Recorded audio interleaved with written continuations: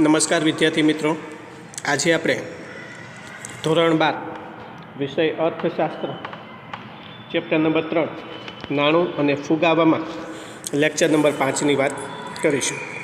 Lecture number 5નો પ્રશ્ન બની જાય છે કે ફુગાવાના કારણો જણાવો. કોના કારણો જણાવો? ફુગાવાના કારણો જણાવો. અને આગળના સવાલમાં આપણે ફુગાવાની વાત કરી ગયા કે ફુગાવાનો અર્થ આપી ફુગાવાના લક્ષણો જણાવો. સામાન્ય અર્થમાં ફુગાવો એટલે શું કહેતા? ભાવ વધારો. પછી ડૉક્ટર એપી લર્નરના મતે, ડૉક્ટર એસી પીગુના મતે, ડૉક્ટર જે એમ કેન્સના મતે ફુગાવો એટલે શું એની વાત કરી. પાંચમા પ્રશ્નની છઠ્ઠા પ્રશ્નની અને પાંચમા લેક્ચરની વાત કરીએ તો કે ફુગાવાના શું જણાવો? કારણો. ફુગાવાનો પ્રશ્ન એ બોર્ડની પરીક્ષામાં 5 ગુણમાં અથવા 3 ગુણમાં પૂછાય એવો આઈએમપી પ્રશ્ન ગણવામાં આવે છે. ફુગાવાવાળો પાઠનો અંદર ફુગાવાના કારણો એ 5 ગુણમાં અથવા 3 ગુણમાં પૂછાય એવો આઈએમપી પ્રશ્ન ગણવામાં આવ્યો છે. સામાન્ય રીતે વિદ્યાર્થી મિત્રો ફુગાવાના મુખ્ય 3 કારણો જોવા મળે છે. એના પહેલા મુદ્દાની વાત કરીએ તો કે માંગમાં વધારો. શેમાં વધારો આવશે? માંગમાં વધારો.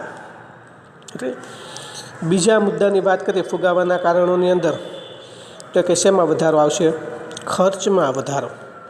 શેમાં વધારો આવશે? ખર્ચમાં વધારો. અને ફુગાવાના ત્રીજા કારણની વાત કરીએ તો કે કેવા કારણો આવશે? અન્ય કારણો. ખ્યાલ આવી જાય વિદ્યાર્થી મિત્રો? ફુગાવાના મુખ્ય કેટલા કારણો થઈ ગયા? 3 કારણો. પહેલો મુદ્દો શેમાં વધારો આવી ગયો? માંગમાં વધારો. શેમાં વધારો હતો? માંગમાં વધારો. બીજો મુદ્દો શેમાં વધારો હતો? ખર્ચમાં વધારો. શેમાં વધારો? ખર્ચમાં વધારો. અને ત્રીજો મુદ્દો કેવા કારણો? અન્ય કારણોનો સમાવેશ કરવામાં આવે છે. આ 5 ગુણમાં પૂછાય તો આખો પ્રશ્ન હોય, 3 ગુણમાં હોય તો કોઈ પણ એક મુદ્દો હોય. એના પહેલા મુદ્દાની આપણે વાત કરીએ તો કે શેમાં વધારો આવશે? માંગમાં વધારો. ફુગાવાના કારણોની અંદર પહેલું કારણ શેમાં વધારો આવશે? માંગમાં વધારો. કે માંગમાં વધારાની અંદર પાછા 3 મુદ્દા આવશે. માંગમાં વધારામાં પાછા કેટલા મુદ્દા આવશે? 3 મુદ્દાનો સમાવેશ કરવામાં આવ્યો છે. એનો પહેલો મુદ્દો બની જાય નાણાંના પુરવઠામાં વધારો. શેમાં વધારો આવશે? નાણાંના પુરવઠામાં વધારો. બીજા મુદ્દાની વાત કરીએ તો કે સરકારના જાહેર ખર્ચમાં વધારો. શેમાં વધારો આવશે? સરકારના જાહેર ખર્ચમાં વધારો. અને ત્રીજા મુદ્દાની વાત કરીએ તો કે વસ્તીમાં વધારો. શેમાં વધારો આવશે? વસ્તીમાં વધારો. ખ્યાલ આવી જાય વિદ્યાર્થી મિત્રો? ફુગાવાના પહેલું કારણ શેમાં વધારો આવશે? માંગમાં વધારો. માંગમાં વધારાની અંદર કેટલા મુદ્દા આવશે? 3 મુદ્દા. પહેલો મુદ્દો નાણાંના પુરવઠામાં વધારો. બીજો મુદ્દો સરકારના જાહેર ખર્ચમાં વધારો. અને ત્રીજો મુદ્દો શેમાં વધારો આવશે? વસ્તીમાં વધારો. ફુગાવાનું બીજું કારણની વાત કરીએ તો કે શેમાં વધારો આવશે? ખર્ચમાં વધારો. શેમાં વધારો આવશે? ખર્ચમાં વધારો. અને ફુગાવાનું ત્રીજું કારણ કેવા કારણો આવશે? અન્ય કારણો. આ અન્ય કારણોની અંદર વિદ્યાર્થી મિત્ર પાછા કેટલા મુદ્દા આવી જાય? 3 મુદ્દા. એના પહેલા મુદ્દાની વાત કરીએ તો કે કરવેરાની નીતિ. કોની નીતિ આવશે? કરવેરાની નીતિ. બીજા મુદ્દાની વાત કરીએ તો કે આયાત થતી વસ્તુની. કેવી વસ્તુની? આયાત થતી વસ્તુની કિંમતમાં વધારો. આયાત થતી વસ્તુની શેમાં વધારો? કિંમતમાં વધારો. અને ત્રીજો મુદ્દો કોણ આવશે? અછત. ખ્યાલ આવી જાય વિદ્યાર્થી મિત્રો? ફુગાવાનું ત્રીજું કારણ કેવા કારણો આવશે? અન્ય કારણો. અન્ય કારણમાં 3 મુદ્દા. પહેલો મુદ્દો કોની નીતિ આવશે? કરવેરાની નીતિ. બીજો મુદ્દો આયાત થતી વસ્તુની કિંમતમાં વધારો. અને ત્રીજું શું આવશે? અછતનો સમાવેશ કરવામાં આવે છે. ખ્યાલ આવી જાય વિદ્યાર્થી મિત્રો? હવે આપણે ફુગાવાના કારણોની વાત કરીએ તો કે સામાન્ય રીતે ફુગાવાના કારણોની અંદર પહેલાં એની પ્રસ્તાવનાની વાત કરી લઈએ તો કે ફુગાવાના કારણો જણાવો. કે સામાન્ય અર્થમાં ફુગાવો એટલે અર્થતંત્રમાં બધા જ ક્ષેત્રમાં ચીજવસ્તુ અને સેવાની કિંમતમાં સતત શું થયા કરે છે? વધારો થયા કરે છે. ફુગાવો એટલે ભાવ વધારો. ભાવ વધારો થાય તો અર્થતંત્રના બધા ક્ષેત્રમાં અર્થતંત્રના 3 ક્ષેત્રો આપણે લીધા: ખેતી ક્ષેત્ર, ઉદ્યોગ ક્ષેત્ર અને સેવા ક્ષેત્ર. આ બધા ક્ષેત્રોમાં ચીજ વસ્તુ કે સેવાની કિંમતમાં સતત શું થયા કરે છે? વધારો થયા કરે છે. સામાન્ય રીતે વસ્તુની કિંમતને નક્કી કરતા કાં તો વસ્તુ કે સેવાની કિંમતને નક્કી કરતા મુખ્ય કેટલા પરિબળો છે? 2 પરિબળો. આપણે 11મા ધોરણમાં ભણી ગયા. વસ્તુની કિંમત વસ્તુ વેચનાર નક્કી કરતો નથી. વસ્તુની કિંમત વસ્તુ ખરીદનારી નક્કી કરતો નથી, પરંતુ વસ્તુની માંગ અને વસ્તુના પુરવઠાના સંયુક્ત પરિબળોને આધારે એની માંગ કેટલી છે અને એનો પુરવઠો કેટલો છે, એના સંયુક્ત પરિબળોને આધારે વસ્તુની કિંમત નક્કી થતી જોવા મળે છે. જો વસ્તુની માંગ વધારે હોય ને એનો પુરવઠો ઓછો છે, શું થાય? ફુગાવો. જો વસ્તુની માંગ ઓછી હશે ને ફુગાવો આપણે વાત કરીએ તો કે પુરવઠો વધારે હશે તો એની ભાવમાં શું થાય? ઘટાડો થતો જોવા મળે છે. એટલે કે માંગ અને પુરવઠાના સંયુક્ત પરિબળોને આધારે વસ્તુ કે સેવાની કિંમત નક્કી કરવામાં આવે છે. અથવા એક ગુણનો પ્રશ્ન પૂછાય કે વસ્તુ કે સેવાની કિંમત નક્કી કરતા મુખ્ય કેટલા પરિબળો છે? 2 પરિબળો.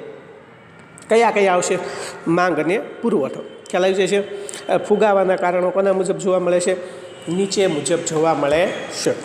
એના પહેલા મુદ્દાની વાત કરીએ ફુગાવાના કારણોના સંદર્ભમાં તો કે શેમાં વધારો આવશે? માંગમાં વધારો. શેમાં વધારો આવશે? માંગમાં વધારો.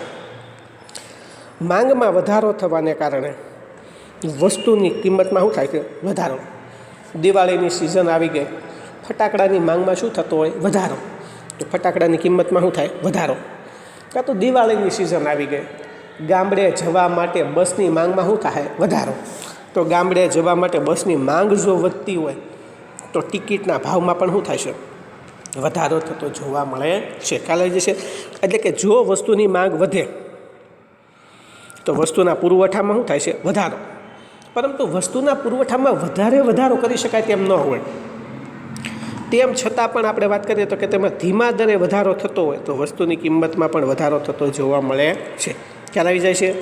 જો વસ્તુની માંગ વધારે હોય, દાખલા તરીકે ગામડે જવા માટે લોકો બસની માંગમાં શું કરશે? વધારો કરે.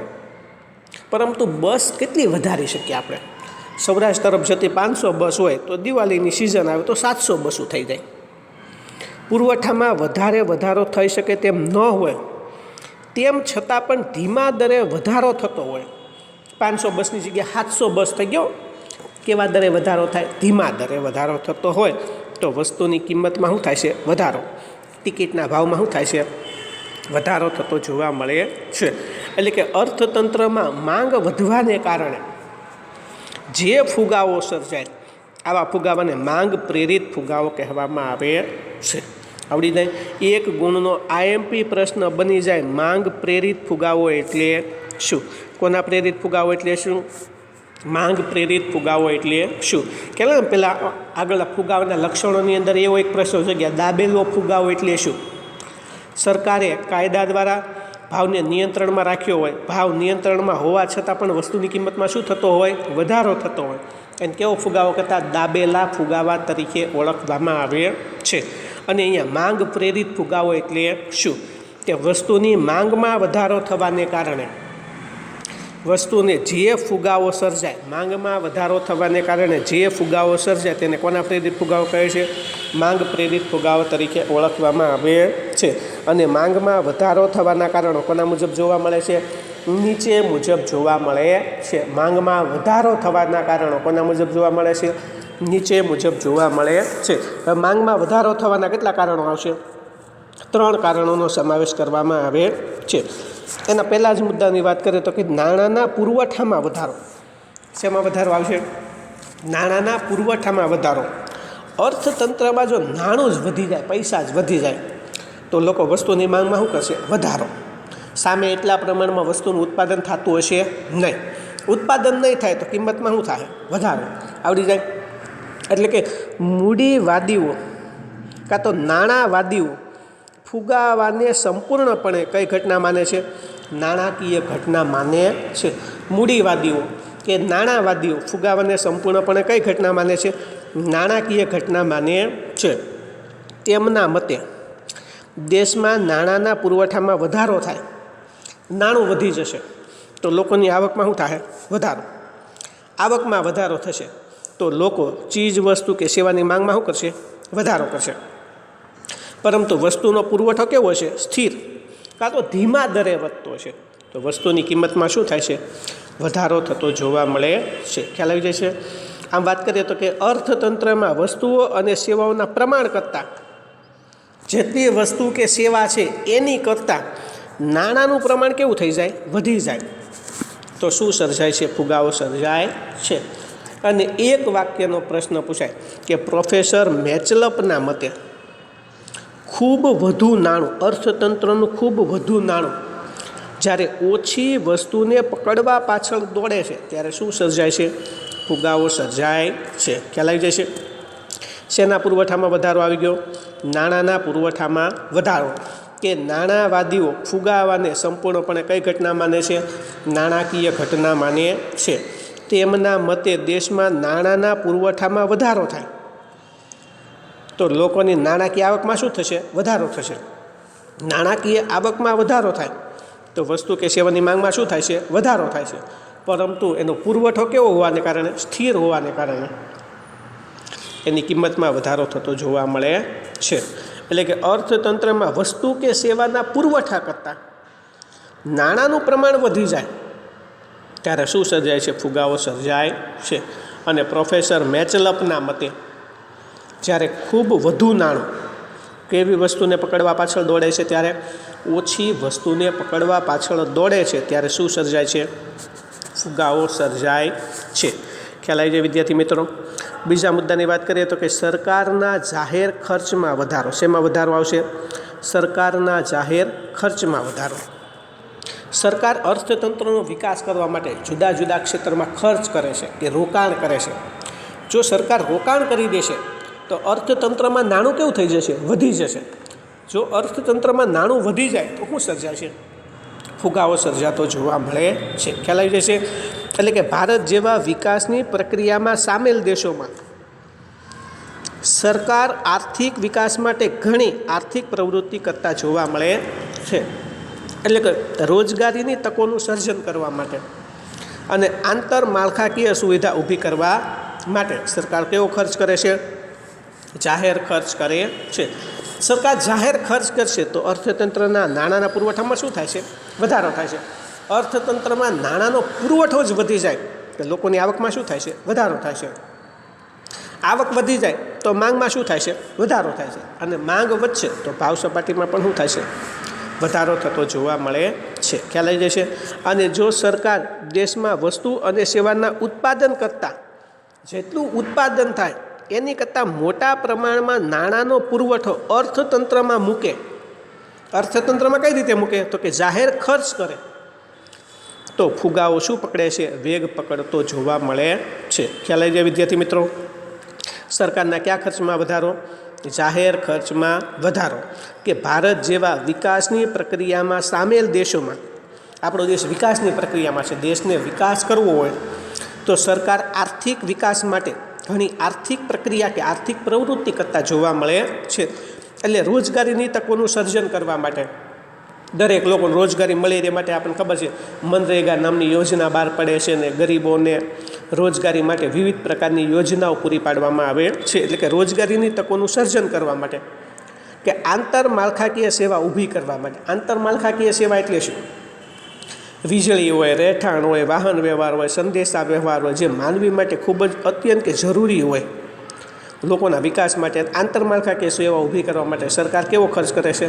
જાહેર ખર્ચ કરે છે. એટલે કે દેશના નાણાંનો પુરવઠો વધે. સરકાર આ બધા ક્ષેત્રમાં ખર્ચ કરે તો નાણાંનો પુરવઠો અર્થતંત્રમાં કેવો થશે? વધશે.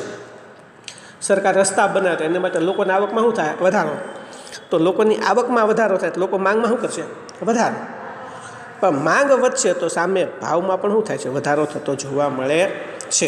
એટલે કે જો સરકાર દેશમાં વસ્તુ કે સેવાઓના ઉત્પાદન કરવા માટે મોટા પ્રમાણમાં અર્થતંત્રમાં નાણાંનો પુરવઠો ઠાલવે કે મૂકે તો સરકારના કયા ખર્ચમાં વધારો થાય છે? જાહેર ખર્ચમાં વધારો થાય છે. જેથી ફુગાવો શું પકડે છે? વેગ પકડતો જોવા મળે છે. ખ્યાલ આવી જાય વિદ્યાર્થી મિત્રો? અને એના ત્રીજા મુદ્દાની વાત કરીએ તો કે શેમાં વધારો આવશે? વસ્તીમાં વધારો. દેશની અંદર સરેરાશ વાર્ષિક વસ્તી વૃદ્ધિનો દર કેટલા ટકાનો જોવા મળે છે? 2%. દર વર્ષે દેશની વસ્તીમાં કેટલા ટકાનો વધારો થાય છે? 2%. એટલે કે વસ્તીમાં વધારો થવાને કારણે રોજિંદા જીવન જરૂરિયાતની ચીજવસ્તુની માંગમાં પણ શું થાય છે? વધારો થતો જોવા મળે છે. અને માંગ પૂરી ન થઈ શકે તો ભાવ સપાટીમાં શું થાય છે? વધારો થતો જોવા મળે છે. ખ્યાલ આવી જાય વિદ્યાર્થી મિત્રો?